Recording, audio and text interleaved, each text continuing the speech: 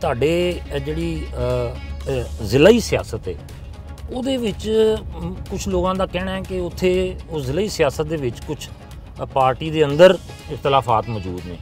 कोई ऐसी गल है वैसे? सर मैं गल खोल देना, उत्थे बड़े धड़े दो ही ने, एक साडा धड़ा है और एक मलिक अहमद खान साहब, मलिक रशीद साहब, मलिक अहमद सईद साहब, और मेरी सब ना बहुत अच्छी कोआर्डिनेशन है मेरे वालिद साहब की भी। पर बाहर कैफ हर किसी की ख्वाहिश होंदी है। असी ज़्यादा अपना स्ट्रेस इस वास्ते रखने कि वो मुशर्रफ साहब का जो डिफिकल्ट टाइम सी ना 10 साल उदों असी पार्टी ने खड़े रहे, बिल्कुल खड़े, और उदों मलिक साहबान जिहड़े ने काफ लीग चले गए, बट फिर वो नून लीग आ गए, और अहमद खान साहब बड़ी मेहनत कर रहे हैं पार्टी वास्ते भी। तो ओवरऑल हुण इख्तलाफ कोई नहीं, बट ख्वाहिशात जरूर ने कि जिले का इलैक्शन आए तो टिकट राणियां नूं मिलेगी या मलकां नूं मिलेगी, और मैं समझना जायज़ नहीं, उन्होंने हक है वो अपना केस प्रोटेस्ट प्लीड करन, साडा हक है असीं अपना केस प्लीड करिए और पार्टी जिन्हों बेहतर समझे।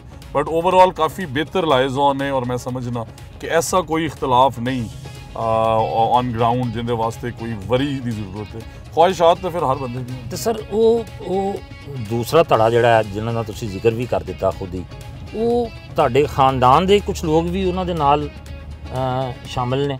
सर साडी असल च दो हैंडीकैप्स ने। असी अलहमदुलिल्ला अज तक जदों दी मैं होश संभाली है या उस तो पहले भी एक अद्धी वारी हुई है कि जिला नाज़िम की सीट साडे तहसील पत्तोगी तो बाहर गई होवे, और खसूसन साडी फैमिली की रीज़न है कि साडा लोगों नाल ताल्लुक, और it is beyond anything else. लोग रिगार्ड वैल्यू करते हैं कि ऑनेस्ट लोग ने, वर्कर ने, मेहनत करते हैं, मैरिट इंश्योर करते हैं, जुल्म नहीं करते। सच कोई इख्तलाफ नहीं। असी एक ही धड़ा राणा इकबाल साहब के ਜਿਹੜੇ ਵੱਡੇ बेटे ने जावेद साहब, वो तो अहमद खान साहब बैचमेट ने, और फिर यारी दोस्ती फिर जिन्हों की होए उन्होंने बेतकल्लफी भी होंगी है, धड़ेबाजी भी होंगी है, बट ओवरऑल ऐसी कोई जिस तरह मैं क्या वरीइंग गल नहीं। असी एक फैमिली हैं, और अगर मलिक अहमद खान साहब या मलिक रशीद साहब या अहमद सईद साहब अपनी फैमिली का केस प्लीड करते हैं पार्टी च किसी लोकल गवर्नमेंट की नॉमिनेशन, तो मैं समझना वो भी बजाए असी अपना केस प्लीड कर रहे हैं, जो पार्टी फैसला करे उनकी बाहर कैफ पासदारी वो भी करते हैं, रसी भी।